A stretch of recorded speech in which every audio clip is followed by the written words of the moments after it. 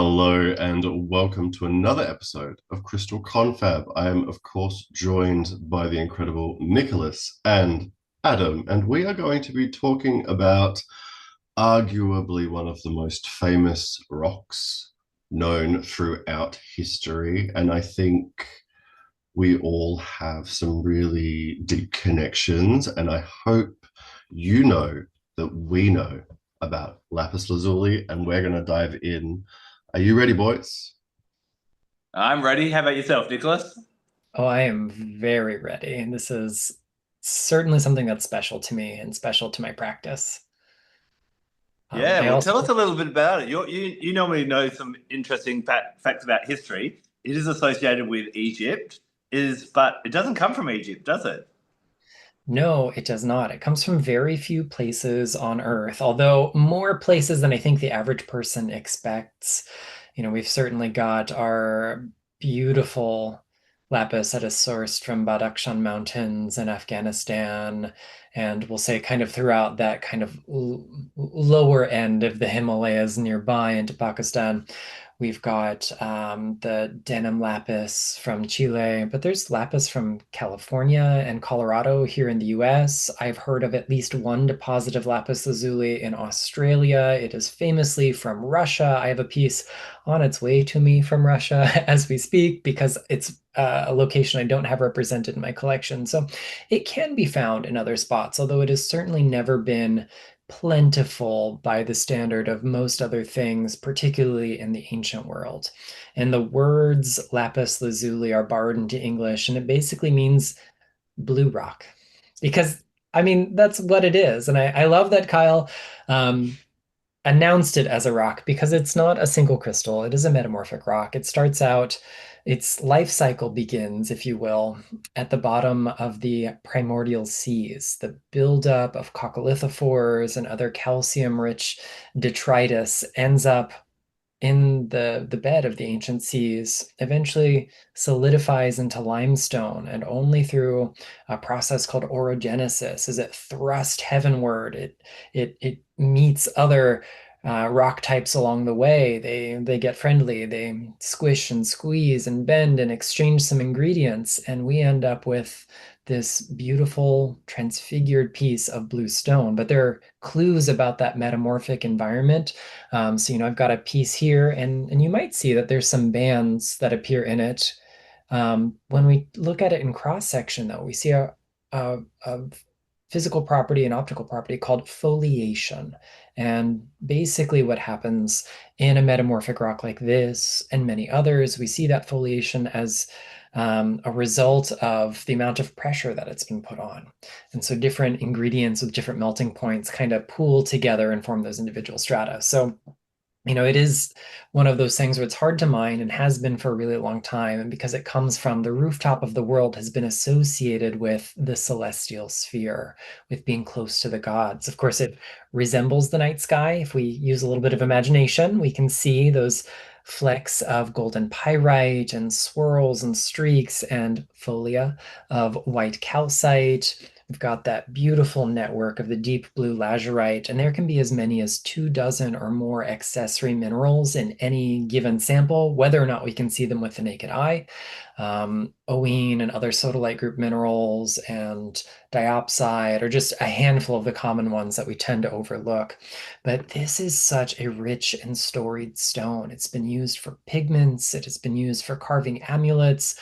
It has this quality of connecting us to the divine because it reminds us of the divine that's within us. And I think one of my favorite, like, personal effects that I've gotten from Lapis is this sense of self-mastery that comes from getting all the parts and pieces of us working together.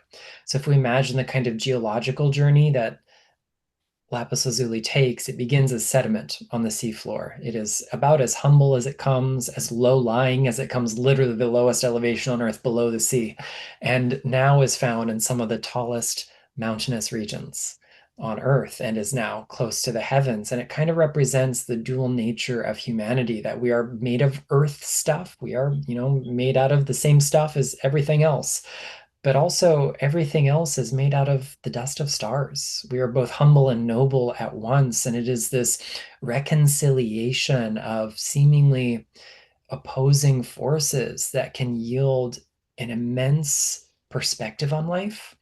I like to think of that connection to the night sky as not just going up and out and away from it all, but being able to see it all from the vantage of the sky, of the heavens. And it has these long-standing visionary qualities. We can associate it, in a lot of New Agey literature with being connected to the third eye or the brow chakra and our psychic abilities. But beyond that, we've seen it used for depictions of eyes and eye-like imagery. There's actually a theory that suggests that the Nazar amulets, the evil eye amulets, actually take their ultramarine color from having originally been carved out of lapis. And all you need is one that's got good foliation, and you carve it into a round shape, and it has naturally appearing eyes in it anyway, just like the sphere that's right here.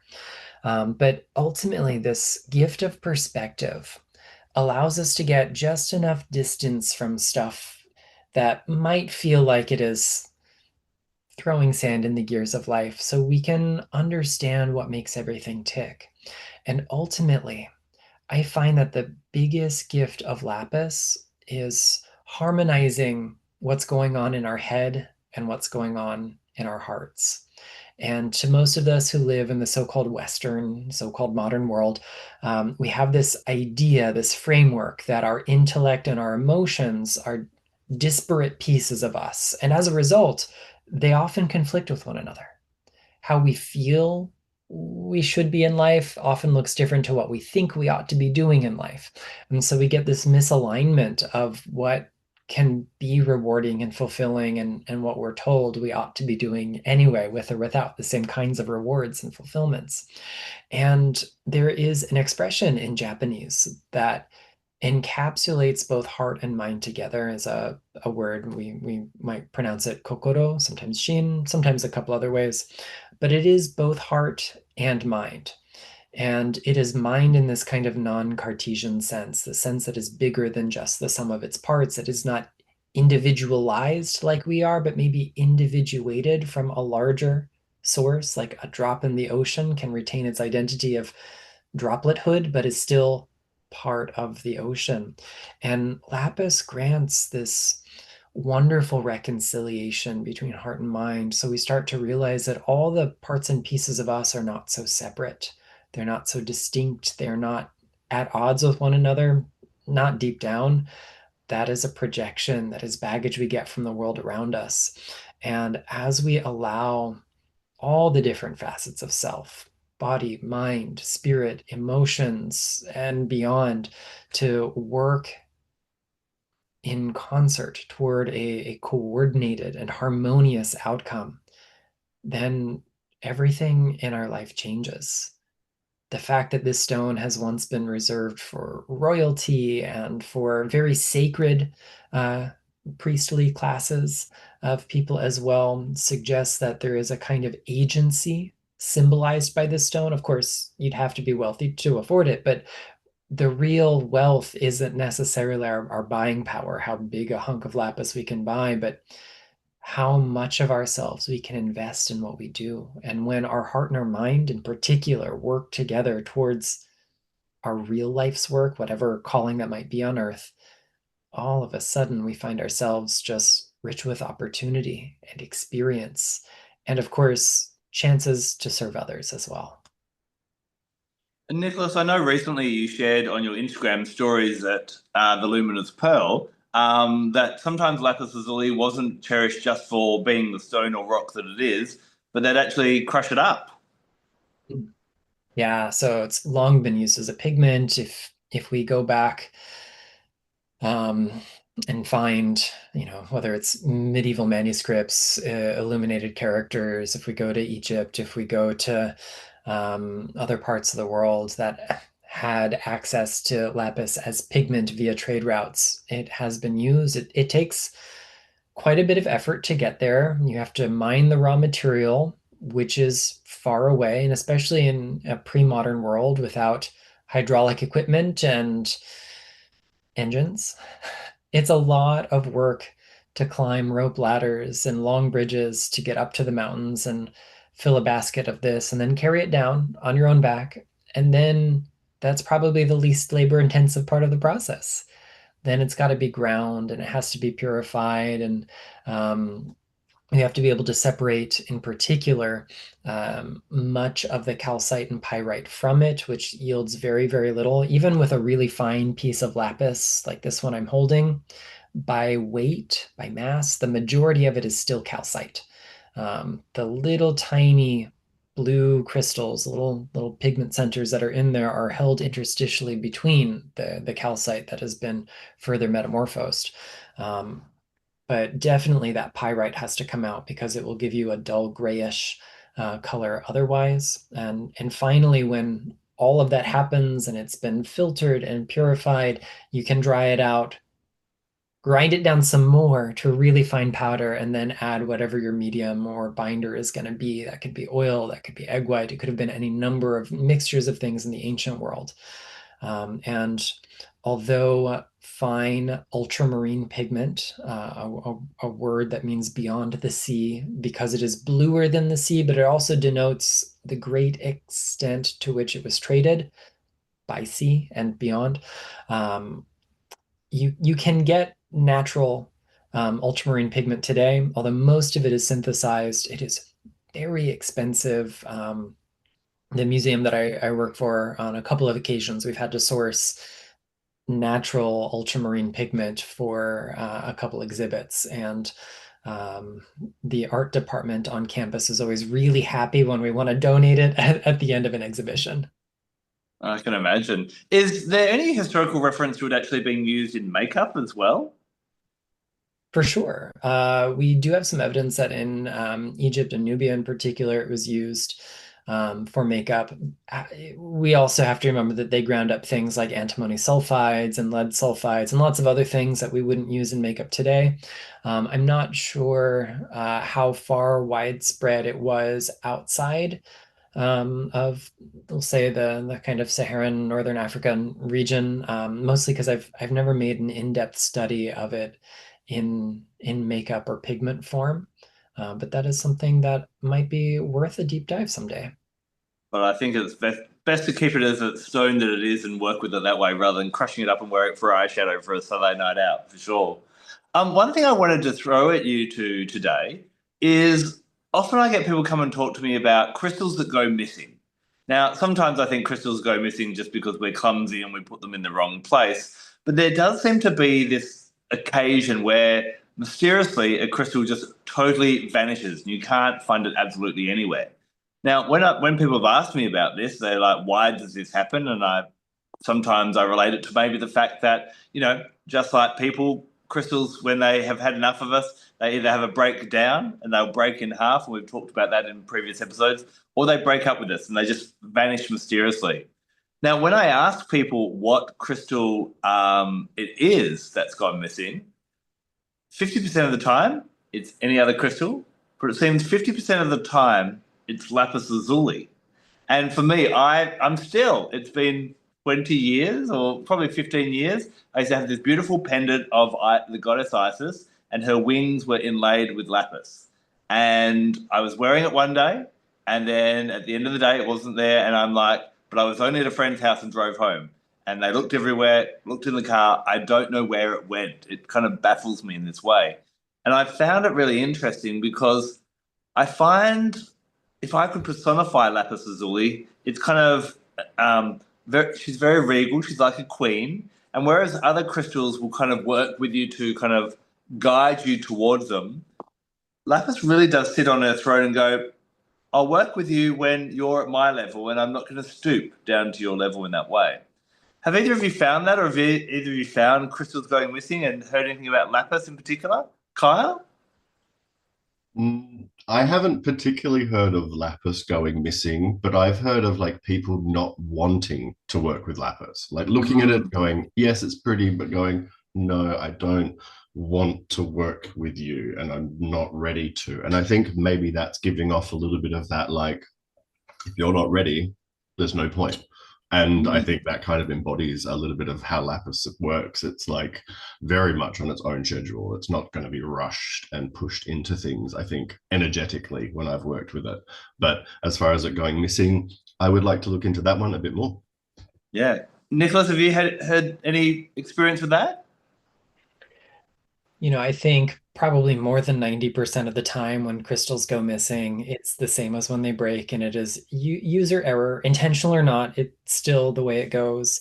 I think if of all the experiences I've heard about people losing rocks, short-term, long-term, permanently, temporarily, if I aggregated them all, I suspect there is a leader of the pack in the statistics among the anecdotes I've heard, and that's Moldavite.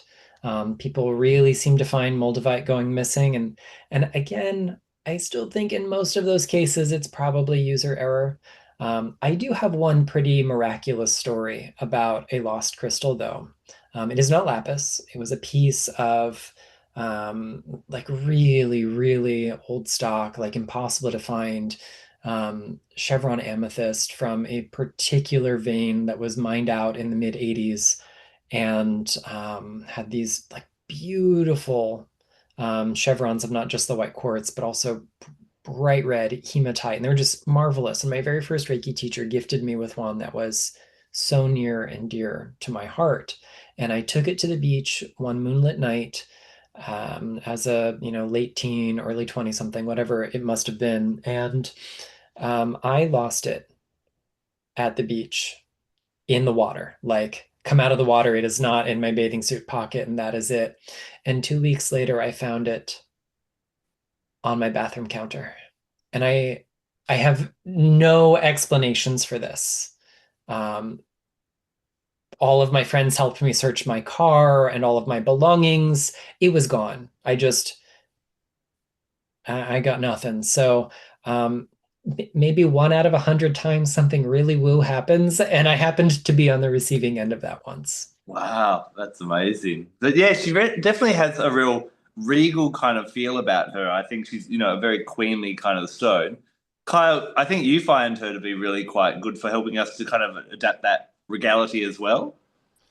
I have, with my work with Lapis Lazuli, definitely connected with the idea of being able to rule your own life and kind of be the one wearing the crown, sitting on top of the throne, but also like referring to yourself as like, I'm the one that's making my decisions. This is what it comes down to. Like, these are my boundaries, this is my life, and these are my decisions, and my decisions influence me. So I'm going to be in charge, put the hat on, and go, this is what's right for me. When I very, very, very first started my journey, this piece was my first large piece that I bought.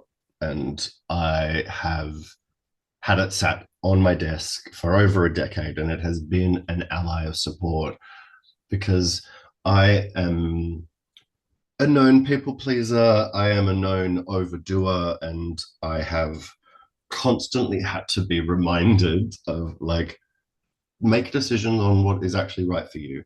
There's a lot of situations that will come up in our lives that are things that we have to do. And then there is the extraneous stuff.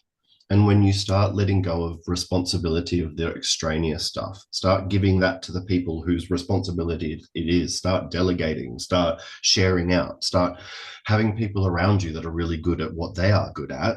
That's actually how you start to become a really good leader, right? Really good CEOs, kings, queens, prime ministers, presidents, whoever, leaders are generally those that have great teams, have great minds, make great decisions, and are able to coordinate all of that together, right? And if we can like condense that down into our own lives, this is Lapis. This is how it has helped me and how it has guided me many times over. And I've realized I don't get small pieces of Lapis. They do not come to me in small pieces. It is apparently an issue that I have because it's a problem. It's like it always has to slap me in the face. I always have to be like hit with it. I even have these giant strands of beads that sit and frame my workspace that I am constantly reminded like show up, be the one in charge, show up in your life like we do here, provide what you can provide. I know that I know about rocks. I know about how to work with them. I know I have learned a lot about myself and people. And so I'm boiling it all down, bringing it here, putting it into something, right? And that's me doing what I need to do. And I know I'm not meant to be out there lifting heavy things. I know I'm not meant to be out there saving lives as a person in a uniform. I know they aren't my skill set, so I'm not going to worry about that stuff. I'm going to let people do that, and I'm going to be who I'm going to be. I'm going to have my boundaries as well. This is the other thing that I think Lapis has been so useful for, is implementing really good boundaries that help you to be a good leader, help you to be in charge of your life. When you have the correct boundaries in place, you are able to have a kingdom, right?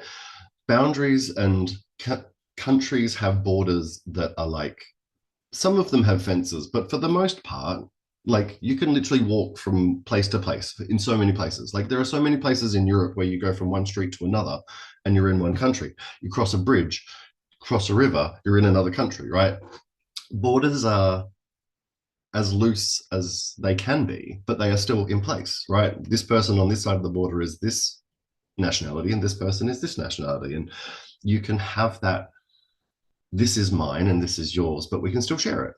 We can still coordinate. We can still work together. There can still be movement across those borders when we're all going to respect them, when we're all going to, respect each other. Then sometimes you need to have harsher borders in place. Sometimes you need to be more firm with those around you. Sometimes you need to say no to people.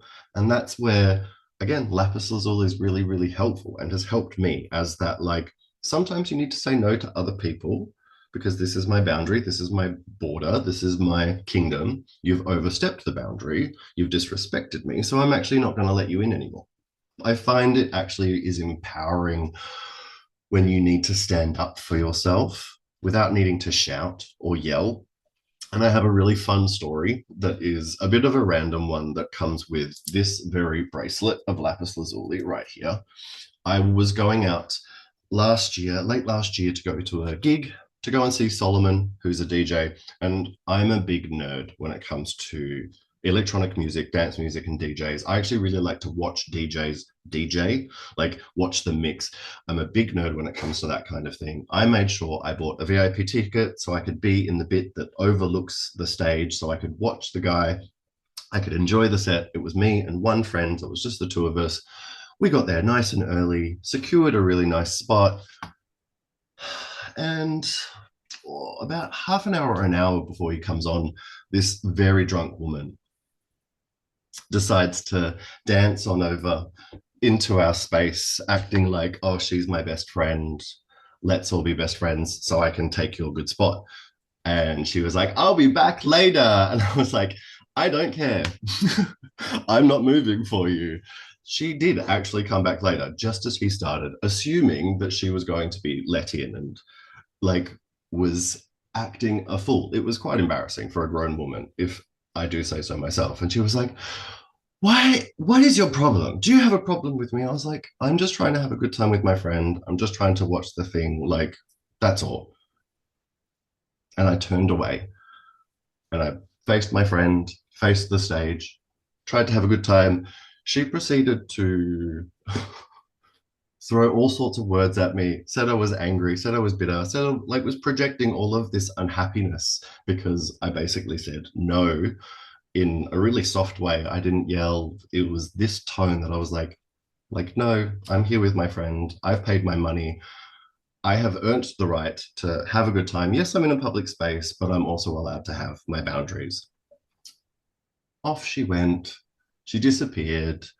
Saw her later. She was in such a state that she didn't even recognize me, like didn't even realize. And it's like, people are going to try and overstep. People are going to try and like be in your space when you're out in public, when you're anywhere. And this bracelet was like, put me on before you go out. You are going to need me, because you are going to need to stay calm and still be firm with your boundaries. And I was like, in my head, that was what was being said to me before I left the house. And I was like, okay, that's fine. I'm comfortable with that. I'm a grown man. Like, I'm an adult. I'm okay saying no to someone that I don't know, right? We are, there's so much obligation to like it's not about being nice to everyone or not being nice to everyone, but it's about like giving and receiving the same respect that you give out, right? If someone is going to come in all like, you're my best friend, I don't know you, I'm just trying to take your spot with ulterior motives, like I'm allowed to say, hi, no, this is my space. I'm going to hang out here. Like, if you want to have your own space next to me, that's all good, but don't try and take mine, right? We are allowed to take up space. We are allowed to have what we have. We are allowed to want to experience what we want to experience in our lives. We are allowed to have a good time. We are allowed to make our own choices. And other people are going to feel like they have a right to take, they have a right to infiltrate, they have a right to push. And this is where our borders are allowed to be a bit more firm. And this is where I think Lapis has that. It can be, as Nicholas always says, the permeable membrane of the boundary that can be breathable. And sometimes the fence comes up, and sometimes it's like, actually, no. And I think it is cold for me. Lapis, for me, lacks heat, and it has a coldness, and a coldness can feel rude to people. Coldness can be short, but it's like factual. I find it's all about the cold, hard facts, and sometimes people don't like them. Sometimes people don't enjoy them, and sometimes people don't react well when you give them to them. I couldn't agree more with that. And it's really interesting that you mentioned this kind of aspect of cold, Kyle, because, coming up at the start of August in the Southern Hemisphere is one of the eight pagan festivals known as Imbolc. Now it's spelled Imbolc for those that are playing at home. And this is a time when it translates roughly to mean sheep's milk or ewe's milk or lamb's. And it's a time when the sheep will normally give birth, and it's kind of that first signs of like winter's coming to its end. Now, as Kyle and I will share with you, here in Australia, around Imbolc, it's still blooming cold, and still it'll be rainy and bleak, but you do start to see just a few more signs that the days are getting a bit longer. I notice, when I normally get up in the midst of winter around the winter solstice, it's dark. It's starting to get light when I'm getting up at the same time. And this is a really great time to kind of shift our focus from working with crystals that I kind of associate with the crown chakra. So things like our different types of amethyst, sugilite, charite, lepidolite, and some of those we've already explored on this in our chats, in our confabs. They're really great when we're in that kind of cold hibernation state to really focus on, okay, let's recenter on a spiritual, on a purpose-based kind of way of where I'm heading. But then we kind of reconfigure ourselves. But then what we need to do is we're then stepping out into the world. And just as the earth is starting to warm up and step back up and come back to life, it's a really great time for us to do that as well. Now, when we decide to make these shifts, often we realize, hold on, I'm going to have to maybe have some stronger boundaries. I've got to make sure I'm not overcommitting. I've got to make sure that people aren't taking advantage of me and pushing me around, like Kyle suggested in his story. And this is where we come down to the third eye chakra. And I think Lapis Lazuli is really powerful for that. Why I love this stone is, these three crystals, when you break them apart in their basic energy, you've got lazurite, which is obviously that beautiful blue, helps with that third eye chakra. So it brings in that understanding. And I always, people always talk about the brow chakra being very much to do with intuition. And I find it helps with our intuition, but also our intellect. It's about bringing our intuitive side and our intellectual side together to actually help us to understand how the world works. Interestingly, it can be, people dispute which gland in the brain it's associated with. I associate it with the pituitary gland, the God gland of the body that takes all the stimuli from around the coming in, works out what to do, and then sends out commands. So the lazurite helps with that. We then know that calcite is a really great cleanser and clearer. So it clears away all the distractions. And then pyrite, being a cubic stone, and gold helps us to work out how do I actually use this divine knowledge, this inspiration that's come to me throughout the winter or any time of the year, and actually take control of my life. How do I be that king, that queen, that leader, that god, whatever, where I am not being, swept down the river of life? I'm actually in control of it. So it was one of the first stones that I bought as a third eye chakra stone. I think it's been around for a few decades now as being a prime spiritual one. It is interesting that some people are drawn to it, some people are not. But if people are drawn to it and they're drawn to listen to this episode, I think around that Imbolc time is a really great time to go, right, I've worked out what changes I need to make. And then, as Kyle said, now I need to actually make them, and I need a bit of cold, hard strength. You know, if I had to personify this, if you watch Game of Thrones, I reckon this is Cersei. It's very powerful, very cold. There's still heart in there, but she will help you to rise up and to sit on your own throne of life. Because if you're not sitting on it, then someone else is going to push you off and sit on it as well, other than. So I think it's a really great one. You can work with it anytime, but that's one of my favourite times, and I think it's quite poignant because here in the Southern Hemisphere, Imbolc is just around the corner. Of course, it's Lunarsad in the Northern Hemisphere, but work with it any old time. There is one other final thing I do want to ask both of you about. Occasionally you see it, and it's always the trends with crystal healing and crystal work, that these kind of stories come up and then they disappear again. From time to time, people ask me, or I see articles or see people talking about you shouldn't buy Lapis Lazuli. For the reason being, it was interesting. I didn't realize, Nicholas, that it does come from so many locations, but Afghanistan is kind of like that prime place that we hear it coming from. And you'll hear people saying, when you buy Lapis Lazuli, you're supporting, organizations like the Taliban. And I was wondering if either of you have any comments on that. Nicholas.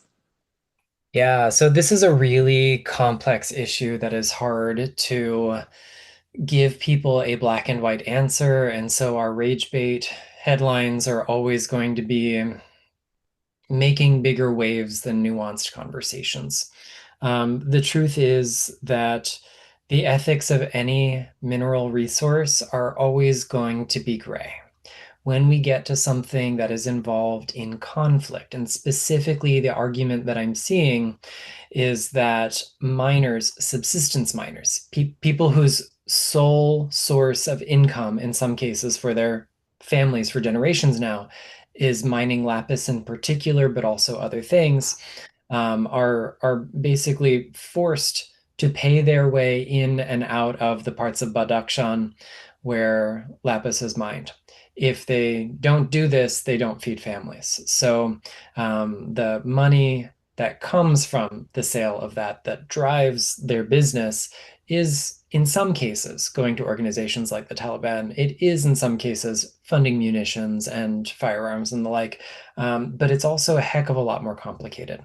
The majority of all lapis on the market worldwide does come from this particular region. Close contenders, though, are Pakistan and Chile. So if you know it comes from those places, you can seek it out. But the real conversation we have to have is who is hurt by cutting off all of the sale of lapis. This is a conversation I was just having with my husband yesterday about Chiapas amber in Mexico, similar situations where people risk life and limb, not just to mine amber in Chiapas and the jungles of Mexico, but they have to essentially bribe the cartels not to injure them. And so every time we buy Chiapas amber, we're essentially trickling money back to these cartels. It's the same with terror organizations. But those big organizations are not the ones that are going to go hungry. It's the subsistence miners. So yeah, let's have conversations about how convoluted and murky the ethics are, but let's also not scapegoat a particular mineral or gemstone from a particular source when we have dubious dealings going on everywhere, and the total mining and extraction and therefore sale and marketing of lapis pales in comparison to the horrific things being done for valuable ore minerals, like we see in the Democratic Republic of the Congo, like we see in parts of Central Europe. Northern Asia, so many other parts of the world.